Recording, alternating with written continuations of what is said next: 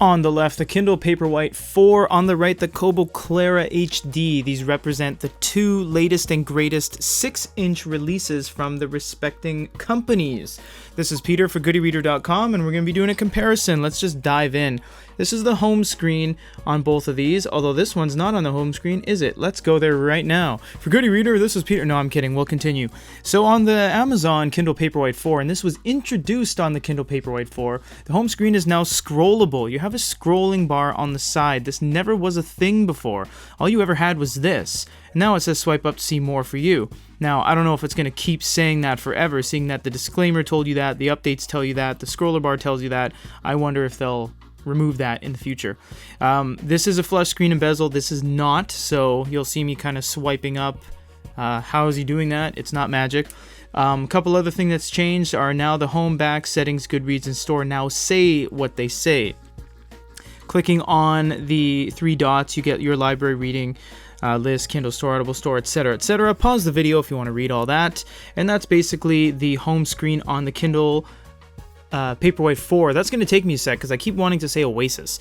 Now this is the Clara HD. You have your books right there. My books, Michael Kozlowski. This is his account, so that's why it says that. You can go to the shop, or you can create a wish list. You can't scroll left and right, up or down. That's basically it, and nothing is scrollable in terms of carousels or anything like that. You have my books, collections, articles. Once again, pause the video at any point in time if you want to see that. And you have the glow light option right there. We'll get into the whole glow light on both of these during the glow light segment.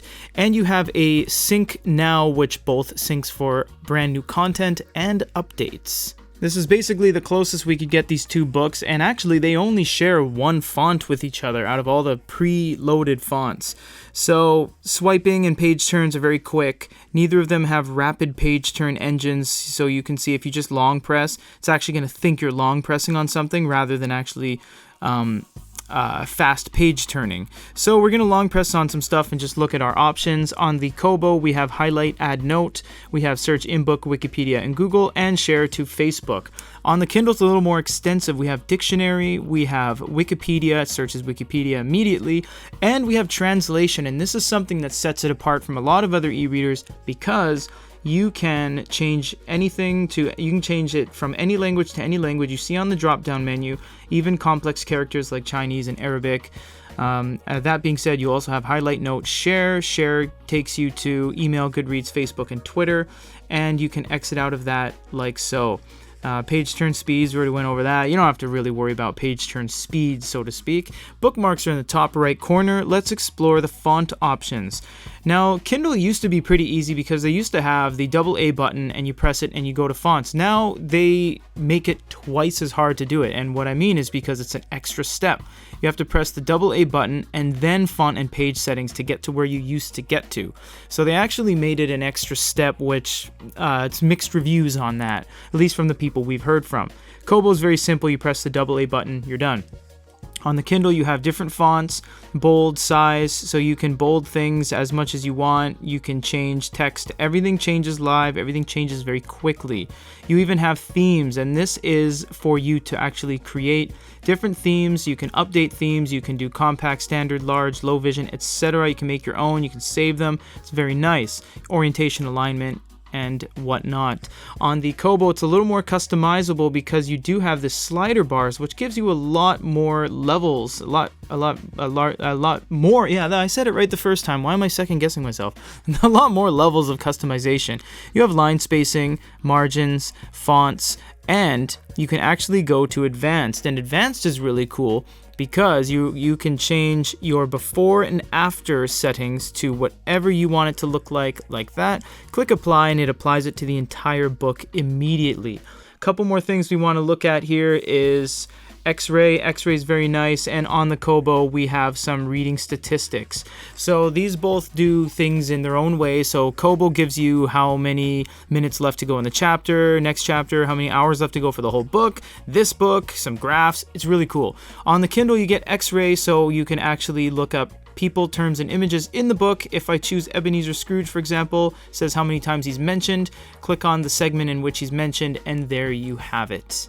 You guys can pause the video at any point in time if you want to compare these images. Looking at them head on, they look very similar. The contrast might be a little darker by default on here, but you can change that. We're just going to do some page turns, see how it works. If we long press on anything in terms of changing a page, nothing happens. Nothing happens on either device, so that's the way it stands with both of them. Now remember, the Kindle Paperwhite 1 and 2 couldn't even really run PDFs very well. They actually didn't have enough memory to support PDFs, so they would just crash endlessly. Now, pinching and zooming on the Kobo we'll start with. You get a mini map, but it is a little bit unresponsive. You'll see that things are jumping all over the place, and it needs a second to really gather itself, and as you let go of your finger, it doesn't always catch. You see, it has to load in between. That's something kind of geeky, but it's true, it really works. So for example, the Kindle zooms in very quickly. You can start to navigate immediately on the minimap, and you can lift your finger and continue navigating. Not only when you release it does it start to actually show the loading wheel, sometimes it doesn't show up, and you are allowed to actually move your finger around and catch the navigation, which is really cool. Long pressing on both of these, I will show you something really amazing. If I long press on the Kobo, nothing happens. If I long press on the Kindle, voila, I get all the same functionality as I would on the book: highlight, note, share, dictionary, Wikipedia, and translation. You can see I already did some. From any language to any language, same thing. Look at this. I just translated box into Hindi. I could study for a million years and not read that. This is amazing because it really breaks down the borders of having different languages on your PDFs, and the Kindle does very well. So for the Amazon, you can actually toggle between the ebook store and the audiobook store as much as you want, basically. You just go back and forth. Clicking on a book, it brings up all the information. It says the publisher, how many pages. You can scroll endlessly and find reviews, star ratings. You can see 230 people said it's great and 38 people say it's garbage. So you'll have to kind of read the reviews and leave it up to yourself. The Kobo has the ability to toggle between the regular bookstore and the Vancouver Public Library. In this case is our library, but basically any library you attach your Overdrive account to. Clicking on a book, in this case, we can go to Dearest, what does that say? Evie? Probably Evie. I don't know this book. So as the Kindle scrolls endlessly, the Kobo allows you to go details, reviews, related, and so forth. Let's just cut that because now it's going to start the Wi-Fi and go through everything. The Kobo actually has, it always cuts the Wi-Fi when you're not using it, thus saving batteries, but thus increasing the time of you cycling between things that require a lot of Wi-Fi. Manga is very nice on both of these as well, although it's a little bit small compared to the Kobo Forma for Kobo and the Kindle Oasis 2 for Amazon. 6 inches just doesn't really cut it anymore for screen size. I would imagine that the bigger ones are much nicer to read on, because if you're looking at it, it's almost like this is gigantic. If you were, my hands are gigantic if I was actually holding a manga. But that being said, let's check out its features. This is a manga experience on both of these. We'll pinch and zoom on the Kindle first. You see we do have a little mini map on the bottom corner, if I can get my hand out of the way. It is not the image itself, it's simply a square. On the Kobo, am I zooming in? We don't have a mini map. It's a lot more fluid. It's almost like a faux A2 mode that's going on there. And it does render just as quick. Pinching and zooming on the Kindle as well. Yeah, it's pretty good. So letting go. Takes a little bit longer to render on that.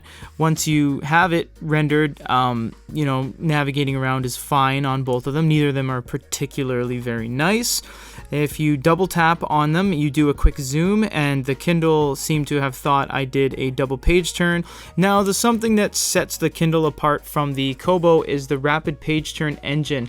You can see I can whip through the book at 100%, 30%, 60%, etc. It's up to me how fast I want to whip through the book. book, and this is borrowed from the manga model. It's the engine borrowed from the manga model, Amazon Kindle Paperwhite 3. The Kobo is not the greatest at reading manga. It does have some options, although not very many. The Kindle has crop margins, page refresh, virtual panel, which doesn't work very well, as you can see in our full manga video. And the Kobo has basically navigation of zoom, table of contents that kind of works sometimes, and the reading settings, which is basically consistent through anything that you're reading. Looking at it head on, the Kobo being on the right, the Kindle on the left, the Kindle's more white, and the Kobo is more, I would say it has more blues in it than the Kindle. The Kindle, I would have to say, has more reds if I had to choose. But the Kobo has a one-up on the Kindle, and it has a very nice way to rectify this situation. Here are both of the slider bars. You have little Mega Man health chunks here on the Kindle, 0 to 24, and you have 0 to 100 on the Kobo. Makes a lot more sense, because why would you choose 24? Why not just make it a percentage bar like the Kobo? That way you can reach 100, whereas this is 24. I don't get it.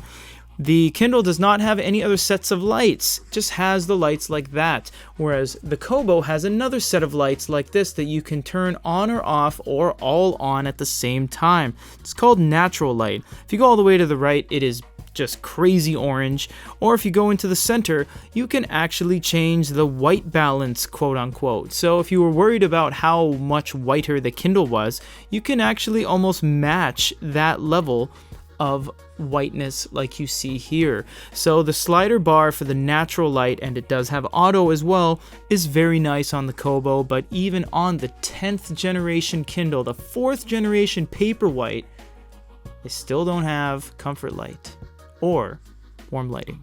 This wasn't a competition at all, and I'm not saying that in the sense where one is better than the other, because neither of them are better than each other. They're very different. Kobo and Kindle have been going head to head forever, and they basically represent the first place and second place of the greatest e-readers out there. For now, who knows what's going to happen in the future.